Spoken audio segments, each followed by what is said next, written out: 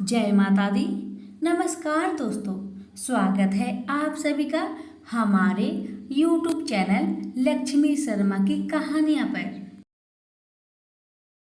प्रेम से बोलिए माता रानी की जय। भक्तगणों, आज आप सभी श्रवण करेंगे 5 देवी माता की पुण्यफल देने वाली कथा।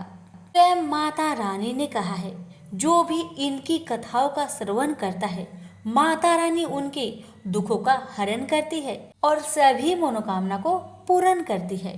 कथा को मन में श्रद्धा और विश्वास बनाकर माता रानी का ध्यान लगाकर श्रवण करें।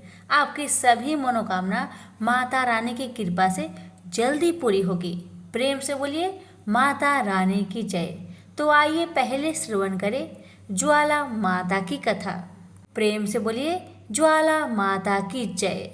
भक्तगणों, अब ज्वाला माता का ध्यान लगाइए, हाथों को जोड़िए और कथा का श्रवण करिए। प्यारे भक्तों, आप माता सती के बारे में तो जानते ही होंगे।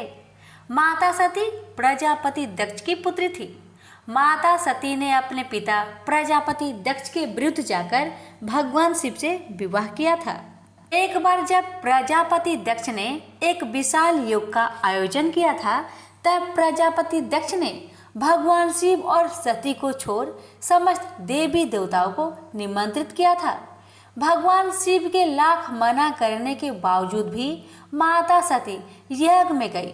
माता सती ने अपने पिता प्रजापति दक्ष से पूछा कि आपने मुझे और भोलेनाथ को यज्ञ में निमंत्रित क्यों नहीं किया। इस पर प्रजापति दक्ष भगवान भोलेनाथ को बहुत अपमानित किए। इस अपमान को माता सह न सकी और वही हवन कुंड में कूदकर जलकर भस्म हो गई। इस बात से भगवान भोलेनाथ बहुत क्रोधित हुए। वो माता सती के शव को लेकर तांडव कर रहे थे। इस पर सभी देवता बहुत भयभीत हो गए और भगवान विष्णु के पास गए। तब भगवान विष्णु ने अपने सुदर्शन चक्र से माता सती के शरीर के टुकड़े टुकड़े कर दिए। जिस जिस स्थान पर माता सती का अंग गिरा है, वो शक्तिपीठ कहलाया। कुल 51 शक्तिपीठ है। ज्वाला माँ का मंदिर जहाँ पर है, वहाँ पर माता सती की जिह्वा कटकर गिरी थी। इस मंदिर से प्राकृतिक रूप से 9 ज्वालाएं जलती है। ये हमेशा जलती रहती है। कथा।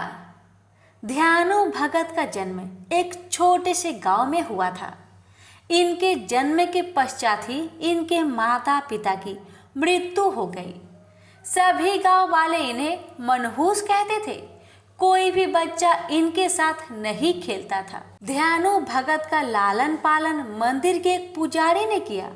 एक दिन वह रोते रोते पुजारी के पास पहुंचे तो पुजारी ने कारण पूछा, तो उन्होंने बताया कि सभी लोग उन्हें मनहूस कहते हैं। पुजारी ने कहा कि हे बेटा, इस संसार में जिसका कोई नहीं होता, उसकी ये माता होती है, ये जगत जननी है। यह सुनकर ध्यानु भगत बहुत प्रेम से माता की पूजा तथा आरती करने लगे। एक दिन ध्यानु भगत पूजा कर ही रहे थे, तभी ज्वाला माँ प्रकट हुई। उन्होंने ध्यानु भगत को अपनी गोद में बैठा लिया और कहा कि ध्यानु, आज के बाद तुम सभी के दुखों को नष्ट करोगे। कोई भी मनुष्य तुम्हारे पास दुखी मन से आए तो एक बड़ा प्रेम से भरा जयकारा लगाना, उसका दुख दूर हो जाएगा। ध्यानु भगत ऐसा ही करते। जो भी अपना दुख ध्यानु के पास लेकर आता, वह उनके पास से खुशी खुशी जाता था। धीरे धीरे ध्यानु काफी प्रसिद्ध हो गए। एक बार ध्यानु भगत गांव वालों के साथ ज्वाला माता के धाम जा रहे थे कि रास्ते में अकबर के सैनिकों ने ध्यानु को रोक लिया और पूछा कि कहाँ जा रहे हो। तो ध्यानु ने कहा कि हम सभी ज्वाला माता के दर्शन को जा रहे हैं। अकबर ने कहा कि हम भी ज्वाला माता का चमत्कार देखना चाहते हैं। हम तुम्हारे घोड़े की गर्दन को कटवा देंगे। अपनी ज्वाला माता से कहना कि घोड़े की गर्दन जोड़ दे, तब हम मानेंगे कि तुम्हारी ज्वाला माता में शक्ति है। ध्यानु ने कहा कि महाराज, आप मेरे घोड़े का पूरा शरीर मस्तक सहित किसी सुरक्षित स्थान पर 1 महीने के लिए रखवा दीजिएगा। अकबर इस पर मान गया और बोला कि तुम्हारे घोड़े की शव को 1 महीने तक सुरक्षित रखवा दिया जाएगा। उसके बाद अकबर ने ध्यानु भगत और सभी गांव वालों को छोड़ दिया। उन सबके साथ अकबर के 2 सैनिक भी गए। स्नान करके ध्यानु भगत तथा सभी गांव वाले ज्वाला माँ की आरती करने लगे। तब ध्यानु भगत से माता को दर्शन के लिए आग्रह किया, लेकिन बहुत समय हो गया, फिर भी माता ने दर्शन नहीं दिया। तब ध्यानु भगत ने तलवार से अपना सिर काटकर माता को भेंट कर दिया। इससे ज्वाला माँ बहुत प्रसन्न हुई और ध्यानु भगत का सिर धड़ से जोड़ दिया। माता ने ध्यानु भगत से कहा कि तुम मेरे सच्चे भक्त हो, तुम्हारे घोड़े का सिर धड़ से जोड़ दिया है। यदि तुम हमसे और कुछ वरदान मांगना चाहते हो तो बताओ। ध्यानु भगत ने ज्वाला माता से कहा कि हे माँ, यदि आप मुझ पर प्रसन्न हैं तो यह वरदान दीजिए कि आप प्रसन्न होने के लिए किसी से उनके मस्तक की बलि नहीं मांगोगी। हर मनुष्य अपना मस्तक काटकर आपको नहीं चढ़ा सकता। माता ने कहा ठीक है, आज के बाद मैं सच्चे भक्तों की भक्ति से ही प्रसन्न हो जाऊंगी। अब अकबर को जब इस घटना की जानकारी हुई, तब अकबर ने कहा कि ज्वाला मंदिर में जो दीपक जलता रहता है उसे बुझा दो।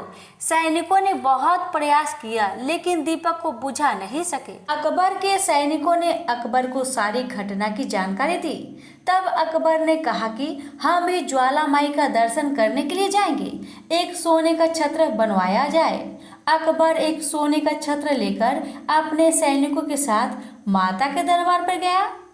वहां पर अकबर ने जैसे ही वह सोने का छत्र चढ़ाने की कोशिश की, वह छत्र अकबर के हाथ से छूटकर वही जमीन पर गिर गया। वह छत्र आज भी ज्वाला माँ के मंदिर में मौजूद है। माँ ने अकबर का छत्र इसलिए स्वीकार नहीं किया क्योंकि उसके मन में धन दौलत तथा स्वयं के प्रति घमंड था। इसलिए माता ने अकबर के छत्र को स्वीकार नहीं किया। प्रेम से बोलिए ज्वाला माता की जय। अब सुनिए दूसरी कथा। दूसरी कथा है वैष्णो माता की। ये भक्तगणों, अपने हाथों को जोड़िए, वैष्णो माता का ध्यान धरिए और कथा का श्रवण करिए। प्राचीन समय की बात है, एक दैत्य था। उसने ब्रह्मा जी की कठोर तपस्या की। कई वर्षों की कठिन तपस्या के बाद ब्रह्मा जी प्रकट हुए। ब्रह्मा जी ने उस दैत्य से कहा कि वरदान मांगो। उस दैत्य ने कहा कि हे ब्रह्मदेव, यदि आप हमारी तपस्या से प्रसन्न हैं तो मुझे यह वरदान दीजिए कि गर्भ से उत्पन्न प्राणी मुझे मार ना सके। ब्रह्मा ने कहा कि ठीक है, ऐसा ही होगा। वह दैत्य अपने आप को भगवान समझने लगा, अपने आप को अमर समझने लगा। उस दैत्य ने अपनी दैत्य सेना से कहा कि पृथ्वी पर जाओ और सबसे कहो कि सब हमारी पूजा करे, हमें भगवान माने, और जो ऐसा ना करे उसे समाप्त कर दो। दैत्य सेना पृथ्वी पर गई और सभी साधु सन्यासियों को मार डाला। उधर पृथ्वी पर नारद जी ये सब देख रहे थे। वो शीघ्र ही भगवान विष्णु के पास गए। सारी कहानी नारद जी ने विष्णु जी को बताया। नारद जी ने कहा कि आप जल्दी से अवतार लेकर उस दैत्य का अंत करिए। भगवान विष्णु बोले कि हे देव ऋषि नारद, इस बार हम नहीं बल्कि महालक्ष्मी, महासरस्वती एवं पार्वती की शक्तियां अवतार लेगी। आप इन शक्तियों का आह्वान करिए। देवर्षि नारद ने ऐसा ही किया। तीनों देवियों के तेज पुंज से एक महाशक्ति प्रकट हुई। नारद जी के कहने पर वह शक्ति भगवान विष्णु के पास गई। विष्णु जी ने कहा कि हे देवी, दैत्य का अत्याचार पृथ्वी पर बहुत बढ़ गया है। आप शीघ्र ही उस दैत्य का अंत करिए। विष्णु जी की आज्ञा पाकर माँ शेरों वाली ने उस दैत्य का संहार किया। इसके बाद वह वापस भगवान विष्णु के पास गई और बोली कि हे प्रभु, हमारा उद्देश्य पूरा हुआ, अब आप मुझे अपने अंदर समाहित कर लीजिए। भगवान विष्णु बोले कि नहीं देवी, आप मुझ में नहीं समा सकती। आपको धर्म का प्रचार करना है। आप राजा रत्नाकर के यहाँ पुत्री के रूप में जन्म लीजिए, मैं आपको वहाँ जल्दी मिलूंगा। राजा रत्नाकर के यहाँ माता ने जन्म लिया। पूरे राज्य में खुशी का माहौल था। राजा रत्नाकर ने अपनी पुत्री का नाम त्रिकूटा रखा। त्रिकूटा बचपन से ही भगवान विष्णु की बहुत बड़ी भक्त थी। वह सुबह शाम दिन रात केवल भगवान विष्णु की ही पूजा करती थी। नारद जी ने त्रिकूटा से कहा कि भगवान विष्णु ने राम के रूप में राजा दशरथ के यहाँ जन्म लिया है। वह अपनी पत्नी सीता माता के साथ 14 वर्ष के लिए वनवास के लिए निकले हैं। त्रिकूटा को जब यह बात पता चली तो उसने अपना राजपाट सुख ऐश्वर्य त्याग कर दिया और अकेले जंगल में कुटिया में रहकर भगवान राम की तपस्या करने लगी। पार्वती जी ने भगवान राम की परीक्षा लेने की सोची। वह राम के सामने माता सीता का रूप रखकर आई, लेकिन राम ने माता पार्वती को पहचान लिया। राम ने पार्वती के सामने हाथ जोड़ लिया। राम ने लक्ष्मण से कहा, हे लक्ष्मण, माता पार्वती आई है, इन्हें प्रणाम करो। माता पार्वती अपने असली रूप में आ गई। पार्वती जी ने भगवान राम से कहा कि त्रिकूटा आपकी तपस्या कर रही है, आप उसे शीघ्र ही दर्शन दीजिए। भगवान राम ने कहा कि जो आज्ञा माता, मैं त्रिकूटा को दर्शन अवश्य दूंगा। राम हनुमान के साथ त्रिकूटा के पास गए। त्रिकूटा ने भगवान राम से कहा कि हे राम, मैं आपको पति के रूप में पाना चाहती हूँ। राम ने त्रिकूटा से कहा कि देवी, इस जन्म में मैं तो किसी का हो चुका हूँ, इस जन्म में ऐसा संभव नहीं है। भगवान राम ने कहा कि लंका से लौटते समय मैं आपके पास जरूर आऊँगा। यदि आपने मुझे पहचान लिया तो मैं आपकी इच्छा अवश्य पूरी करूँगा, तब तक आप मेरी प्रतीक्षा करना। त्रिकूटा ने कहा ठीक है भगवान, मैं आपकी प्रतीक्षा करूंगी। यह कहकर भगवान राम वहां से चले गए। जब भगवान राम रावण का वध करके अपनी पुष्पक विमान से लौट रहे थे कि अचानक रास्ते में ही राम का विमान रुक गया। माता सीता ने भगवान राम से कहा कि ऐसी कौन सी शक्ति है जिसने आपके विमान को रोक दिया। राम ने सीता से कहा कि ये भक्ति की शक्ति है, मैंने अपने एक भक्त को दर्शन देने का वचन दिया है। यह कहकर राम हनुमान के साथ वेश बदलकर त्रिकूटा के पास गए, लेकिन त्रिकूटा उस भेष में भगवान राम को नहीं पहचान पाई, इसलिए त्रिकूटा भगवान राम की प्रतीक्षा में फेल हो गई। त्रिकूटा ने राम से कहा कि मैं आपके बिना कैसे जीऊंगी। राम ने कहा कि हे देवी, तुम्हारा अवतार धर्म की रक्षा तथा पापियों का संहार करने के लिए हुआ है। मैं कलयुग में कल्कि अवतार लूंगा, फिर मैं तुम्हारी इच्छा अवश्य पूरी करूंगा। अभी तुम हिमालय के समीप जम्मू कटरा के पास जाओ, वहां पर महाकाली, महालक्ष्मी और महासरस्वती विराजमान है, वहां पर तुम भी जाकर निवास करो। आज से तुम वैष्णव देवी नाम से जानी जाएगी। भगवान राम की आज्ञा पाकर त्रिकूटा हिमालय के त्रिकूट पर्वत पर जाकर निवास करने लगी। प्रेम से बोलिए वैष्णो मैया की जय। प्रिय भक्तगणों, अब आप श्रवण करेंगे माँ दुर्गा की कथा, इसलिए हाथों को जोड़िए, माँ दुर्गा का ध्यान धरिए और कथा का श्रवण करिए। प्रेम से बोलिए सिरों वाली मैया की जय। प्राचीन समय की बात है कि सत्यवती नंदन व्यास जी सरस्वती नदी के तट पर विराजमान थे। उनके आश्रम में गौरैया पंछी का एक जोड़ा था। उन्हें देखकर वह आश्चर्य में पड़ गए। उन्होंने देखा कि पंछी अपने घोंसले में थे। उनका एक सुंदर बच्चा भी अभी अभी अंडे से बाहर निकला था। उस बच्चे के सभी अंग बड़े सुंदर तथा पंख और रोह से सहित थे। दोनों पंछी उस बच्चे को आहार पहुंचाने के लिए असीम प्रयत्न कर रहे थे। बार बार दाना लाकर उन्हें बच्चे के मुख में डालना और उनका प्रधान कर्तव्य बन गया था। वे आनंद सहित विह्वल होकर उस बच्चे के अंगों को अपने अंगों से रगड़ते और प्रेम पूर्वक मुख चूमा करते थे।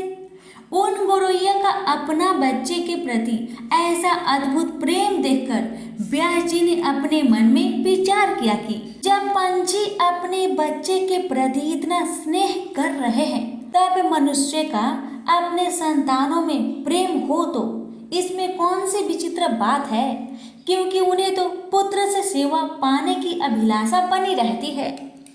व्यास जी इस प्रकार के विविध विचारों में उलझकर उदास हो गए। मन ही मन बहुत कुछ सोच समझकर बात निश्चित कर ली और वे मंदराचल के निकट चले गए। उन्होंने विचार किया कि मेरी मनोरथ पूर्ण कराने एवं वर देने में निपुण कौन देवता है जिसकी मैं उपासना करूं। भगवान विष्णु, शंकर, इंद्र, ब्रह्मा, सूर्य, गणेश, स्वामी कार्तिकेय, अग्नि अथवा वरुण, मुझे किसकी उपासना करनी चाहिए। इस प्रकार व्यास जी सोच रहे थे कि इतने में नारद जी वहां पधारे। नारद मुनि को देखकर व्यास जी को अपार हर्ष हुआ। उन्होंने नारद जी को प्रणाम कर कुशल समाचार पूछा। फिर नारद जी ने व्यास जी से पूछा कि आप इतने चिंतित क्यों हैं? अपनी चिंता का कारण बताइए। व्यास जी ने कहा, नारद जी, सुना गया है कि पुत्रहीन की गति नहीं होती और मानसिक सुख भी उसे सुलभ नहीं हो सकता, इसलिए मैं बहुत दुखी हूँ और यही चिंता मुझे बार बार बेचैन कर डालती है। अब मैं मनोरथ पूर्ण करने वाली किस देवता का उपासना करूँ? इस विचारधारा में गोते खा रहा हूँ। इस परिस्थिति में अब आप ही मेरे आश्रय हैं। शीघ्र बताने की कृपा कीजिए कि मैं किस देवता का शरण में जाऊं जो मुझे पुत्र दे सके। इस प्रकार व्यास जी के पूछने पर नारद जी ने कहा, व्यास जी, तुम इस विषय में जो कुछ पूछ रहे हो, ठीक यही प्रश्न मेरे पिताजी ने भगवान श्री हरि से किया था। देवादिदेव भगवान जगत के स्वामी हैं। लक्ष्मी जी उनकी सेवा में उपस्थित रहती है। वे शंख, चक्र और गदा लिए रहते हैं। पीताम्बर धारण करते हैं। 4 भुजाएं हैं। वे चराचर जगत के आश्रय दाता है। ऐसे जगत प्रभु भगवान श्री हरि महान तप कर रहे थे। उनकी समाधि लगी थी। यह देखकर मेरे पिता ब्रह्मा जी को बड़ा आश्चर्य हुआ।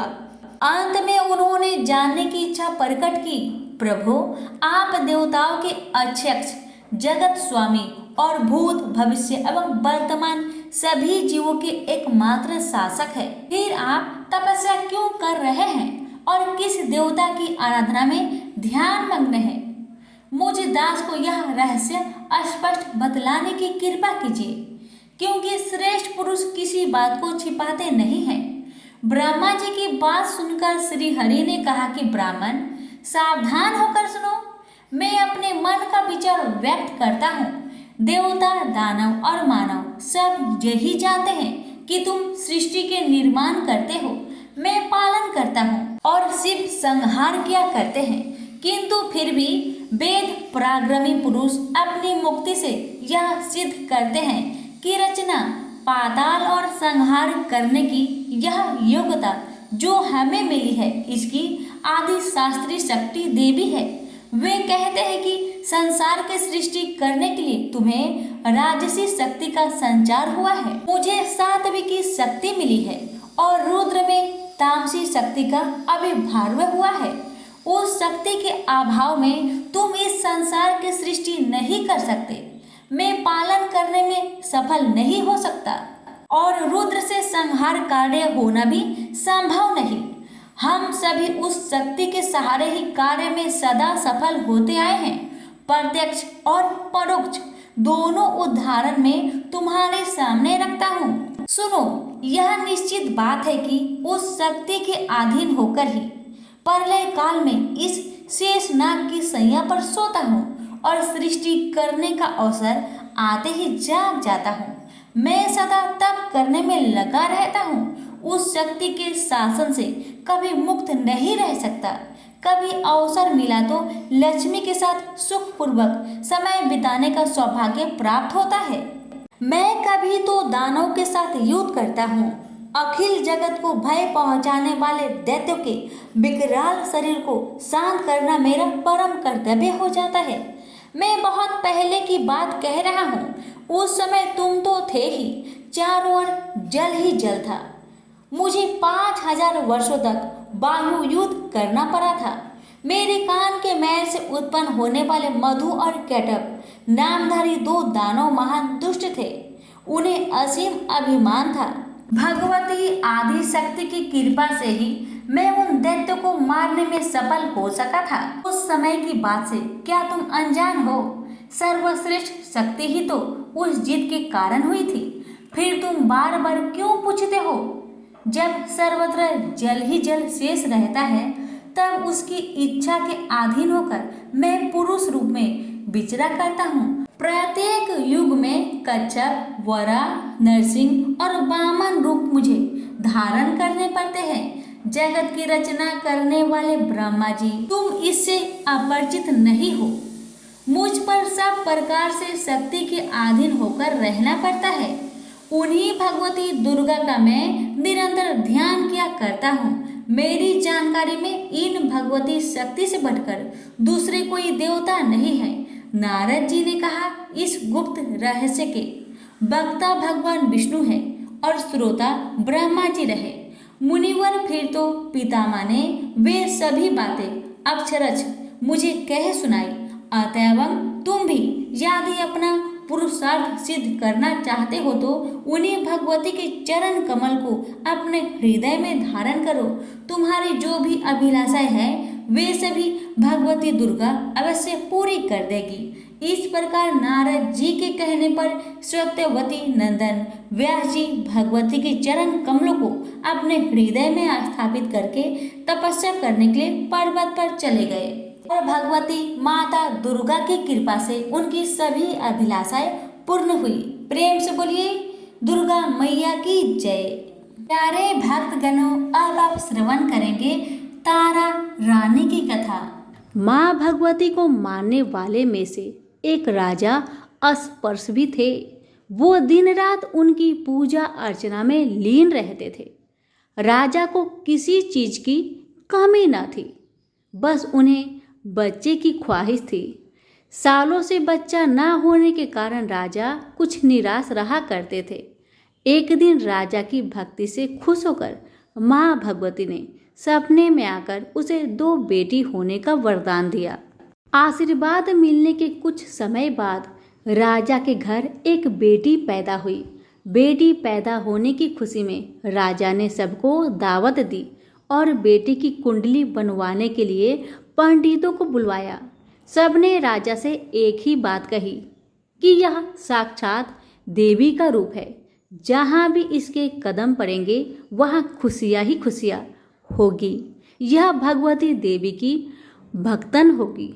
इतना सब कहकर पंडितों ने लड़की का नाम तारा रख दिया। कुछ समय के बाद मंगलवार के दिन राजा के घर एक और बेटी पैदा हुई। ज्योतिषों ने उसकी भी कुंडली बनवाई और उदास हो गए। राजा ने जब उनसे उदासी का कारण पूछा तो ज्योतिषों ने बताया कि ये लड़की आपके जीवन में खूब सारा दुख लेकर आएगी। राजा ने ज्योतिषों से पूछा कि आखिर मैंने ऐसा कौन सा खराब कर्म किए थे कि इसने मेरे घर में जन्म लिया है। ज्योतिषों ने बताया कि आपकी दोनों बेटियां राजा इंद्र की अप्सराएं हुआ करती थी। इनमें से बड़ी बहन का नाम तारा और छोटी का रुकमन था। एक दिन ये दोनों मिलकर धरती की सैर करने के लिए गई। दोनों ने ही वहां पहुंचकर एकादशी के दिन का व्रत रखा। तारा ने अपनी छोटी बहन से कहा कि आज एकादशी का व्रत है, इसलिए बाजार जाकर कुछ ताजे फल ले आओ, लेकिन वहां कुछ खाना मत। रुकमन बाजार फल लेने के लिए चली गई। वहां उसे मछली के पकौड़े दिखे। उसने झट से उन्हें खा लिया और अपनी दीदी के लिए कुछ फल ले लिए। रुकमन से तारा ने पूछा कि तुम अपने लिए फल क्यों नहीं लाई। उसने जवाब दिया कि वो मछली के पकौड़े खाकर आई है। तारा ने गुस्से में कहा कि तुम पापिन हो, एकादशी के दिन तुमने मछली खा ली। ऐसे खराब कर्म के लिए मैं तुम्हें छिपकली बनने का श्राप देती हूँ। अब उसी जंगल में तारा की बहन छिपकली बनकर रहने लगी। वहाँ एक जाने माने ऋषि गुरु गोरख भी अपने कुछ शिष्यों के साथ रहते थे। उनके शिष्यों में से एक बहुत ही घमंडी था। अपने घमंड के चलते वो शिष्य कमंडल में पानी भरकर एकांत में बैठकर तपस्या करने लगा। तभी एक प्यासी गाय वहां आ गई। उसने सीधे अपना मुख उस कमंडल में डाला और पानी पी लिया। पानी पीने के बाद जैसे ही गाय अपना मुख बाहर को निकालने लगी तो कमंडल नीचे गिर गया और ऋषि का ध्यान भंग हो गया। ऋषि ने देखा कि गाय पानी पी गई है। अब गुस्से में ऋषि ने गाय को एक चिमटे से बुरी तरह घायल कर दिया। इस बात की जानकारी जब गुरु गोरख को पड़ी तो वे तुरंत गाय को देखने के लिए गए। जैसे ही उन्होंने गाय की हालत देखी वैसे ही अपने उस घमंडी शिष्य को आश्रम से बाहर निकाल दिया। कुछ दिनों के बाद गौ माता पर किए गए उस अत्याचार से होने वाले पाप को कम करने के लिए उन्होंने एक यज्ञ करवाया। इस यज्ञ के बारे में गाय को चिमटे से मारने वाले घमंडी शिष्य को भी पता चला। वे सीधे पक्षी का रूप धारण करके यज्ञ स्थल पर गया और भोजन में अपनी चोंच से मरा हुआ सांप डाल दिया। किसी को इस बात की खबर नहीं हुई। ये सब होते हुए तारा से श्राप मिलने वाली छिपकली रुकमन देख रही थी। उसके मन में हुआ कि इसे खाकर सारे लोग मर जाएंगे। सबकी जान बचाने के लिए छिपकली बनी रुकमन सभी लोगों के सामने भोजन पर गिर गई। लोगों ने छिपकली को खूब कोसा और बर्तन को खाली करने लगे। उस वक्त भंडारा करने वाले को खाने में मरा हुआ सांप भी दिखा। तब कहीं जाकर सबको समझ आया कि छिपकली सबकी जान बचाने के लिए जानबूझकर भोजन में गिरी थी। एक छिपकली होने के बावजूद भी इतने अच्छे विचार होने की वजह से यज्ञ में मौजूद सारे महत्वपूर्ण लोगों ने कहा कि हमें इस छिपकली की मुक्ति के लिए प्रार्थना करनी चाहिए। पंडित ने आगे बताया कि सबकी प्रार्थना से ही वो छिपकली तीसरे जन्म से आप जैसी प्रतापी राजा के घर बेटी के रूप में पैदा हुई है। वही तारा ने दूसरे जन्म में तारामती के रूप में लिया और अयोध्या के राजा हरिश्चंद्र से शादी की। राजा से ज्योतिषों ने जैसा बताया ठीक वैसा ही किया।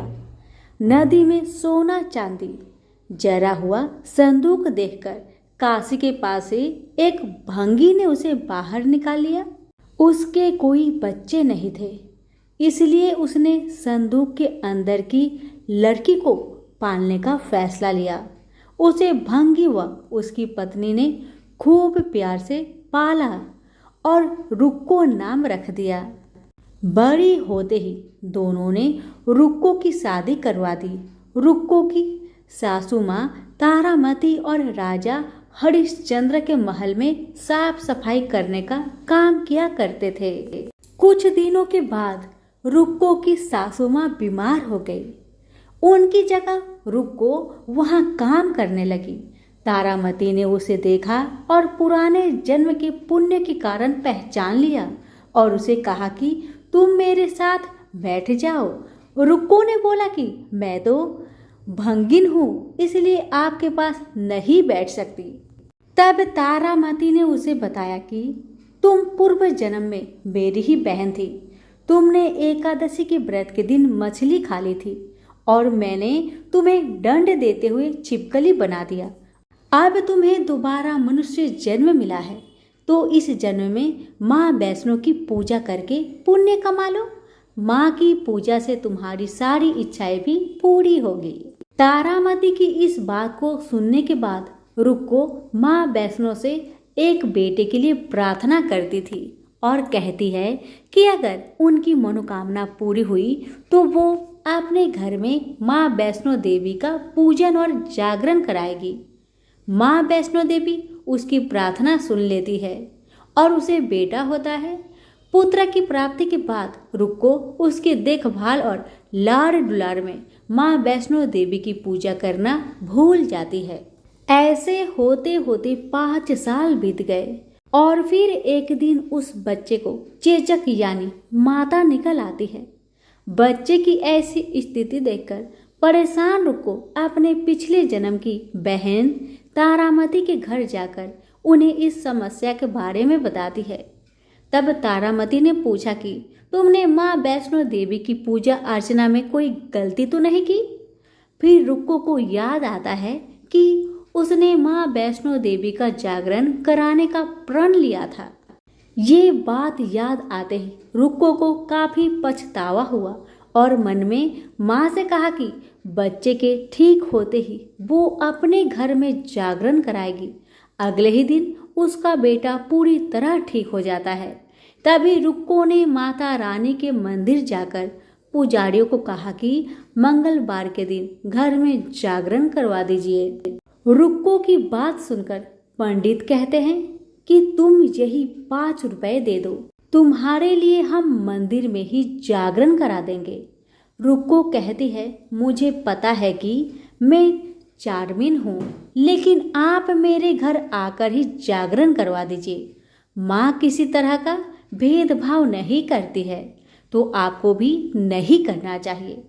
इस पर पंडितों ने विचार विमर्श करके कहा कि अगर रानी आपके जागरण में आती है तो हम तुम्हारे घर आकर जागरण करने के लिए तैयार है।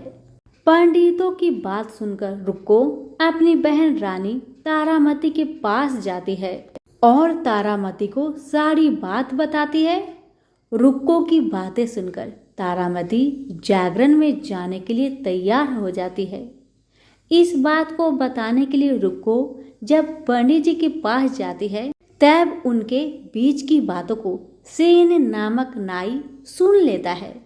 फिर वह राजा हरिश्चंद्र को जाकर सारी बातें बता देता है। राजा के मन में हुआ कि रानी को नीची जाति वालों के घर जागरण में नहीं जाना चाहिए।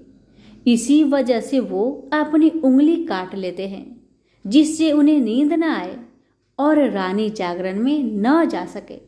तब जागरण का समय होता है, तब भी राजा को जागते हुए देखकर रानी मन ही मन में माँ वैष्णो देवी से प्रार्थना करती है कि महाराज को नींद आ जाए ताकि मैं जागरण में जा सकूं। रानी की प्रार्थना से कुछ देर बाद राजा को नींद आ जाती है। फिर रानी तारामती रोशनदान में रस्सी बांधकर महल से नीचे आकर रुक्को के घर चली जाती है। इसी जल्दबाजी में रास्ते में ही रानी का रेशमी रुमाल और एक पाव का कंगन गिर जाता है। इधर कुछ वक्त बाद राजा हरिश्चंद्र की नींद टूट जाती है। नींद खुलने पर रानी को अपने पास न देखकर राजा उसकी तलाश में निकल जाते हैं। रानी को ढूंढते ढूंढते उन्हें रानी का रुमाल और कंगन मिलता है। रानी की चीजों को अपने साथ लेकर राजा जागरण स्थल पहुंचते हैं और एक जगह चुपचाप बैठकर जागरण सुनने लगते हैं। माँ वैष्णो देवी के जयकारे के साथ जागरण खत्म होता है और सभी को प्रसाद दिया जाता है। तब रानी अपने हिस्से के प्रसाद को झोली में डाल लेती है।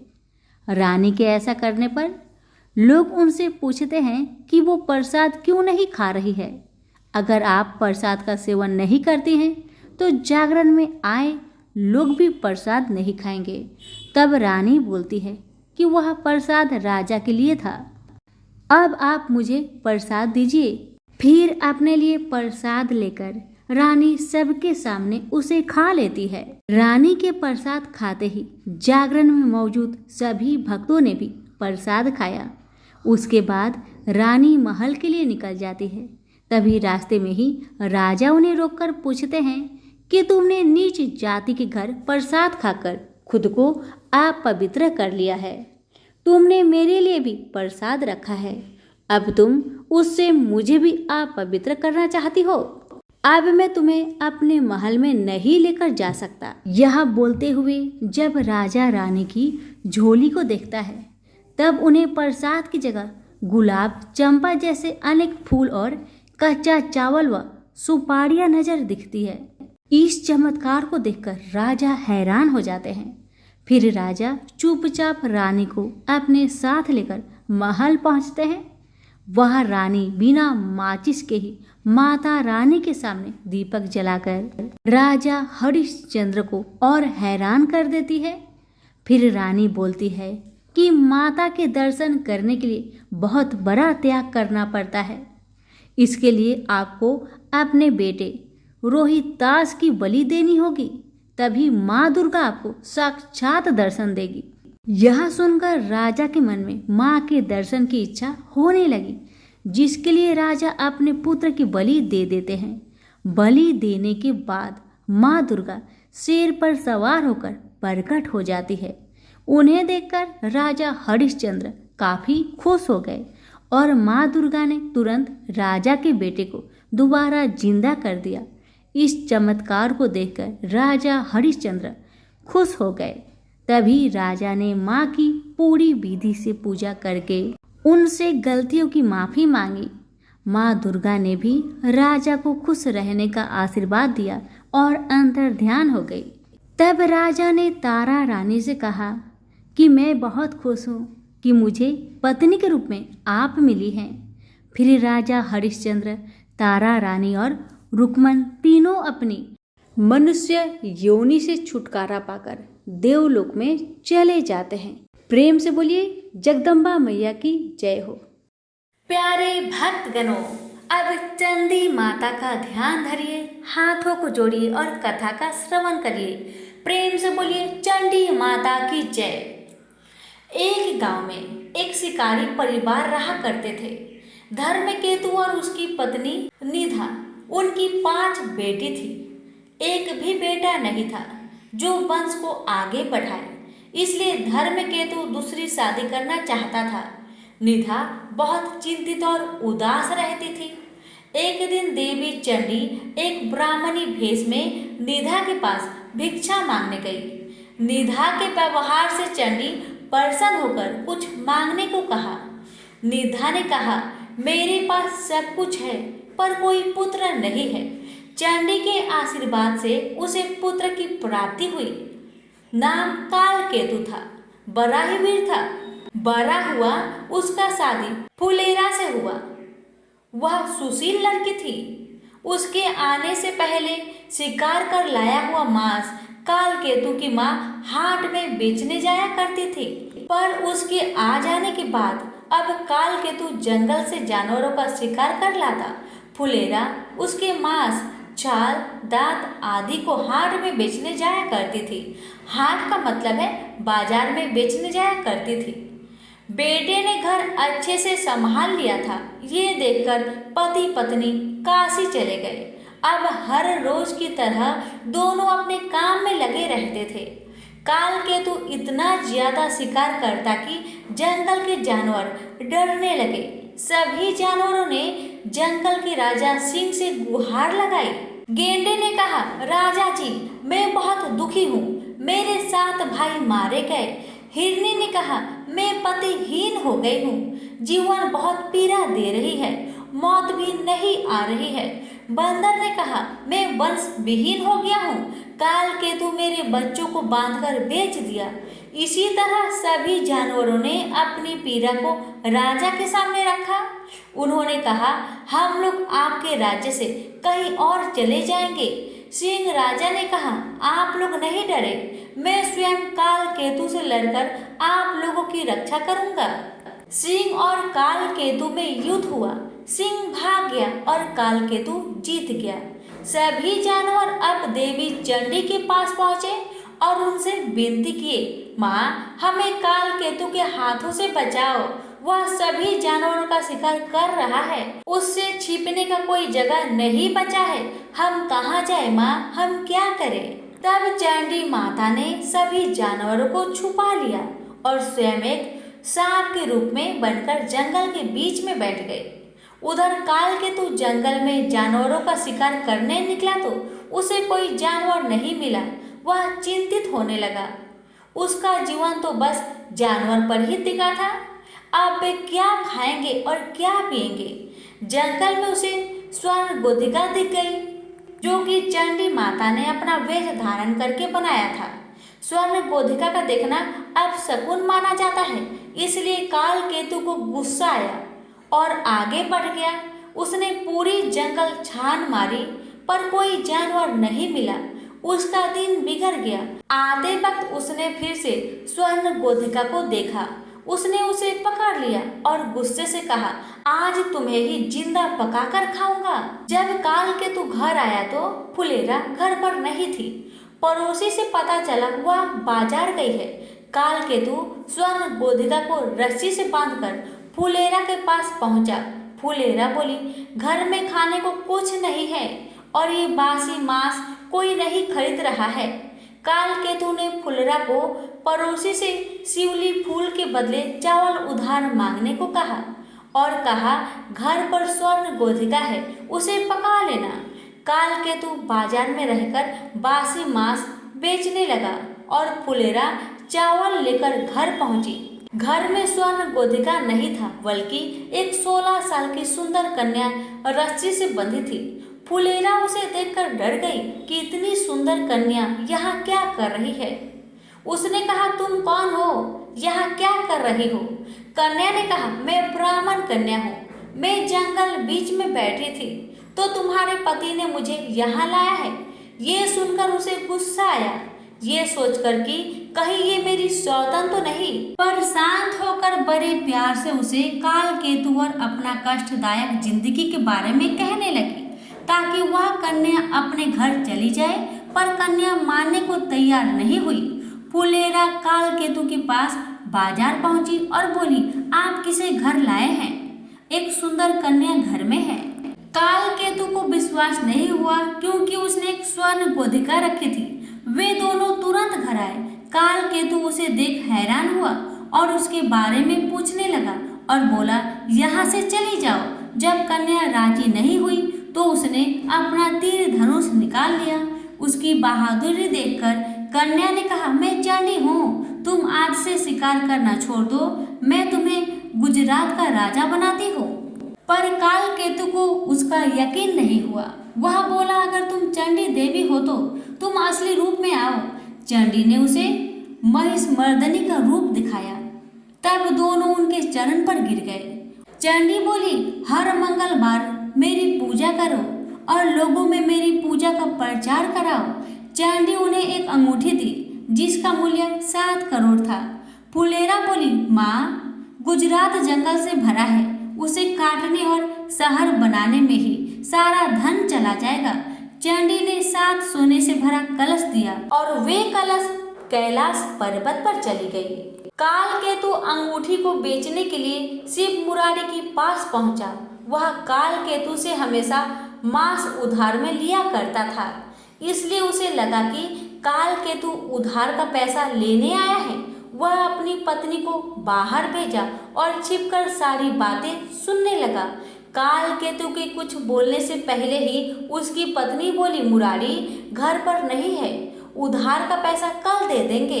काल केतु बोला, आप पैसा कल दे देना, मैं तो ये अंगूठी तुड़वाने आया था।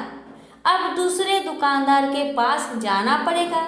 इतना सुनकर मुरारी दौड़ते हुए आया और अंगूठी देखा और झूठ बोला कि ये अंगूठी पीतल का है। उसने सोचा झूठ बोलकर वह अंगूठी स्वयं हड़प लेगा।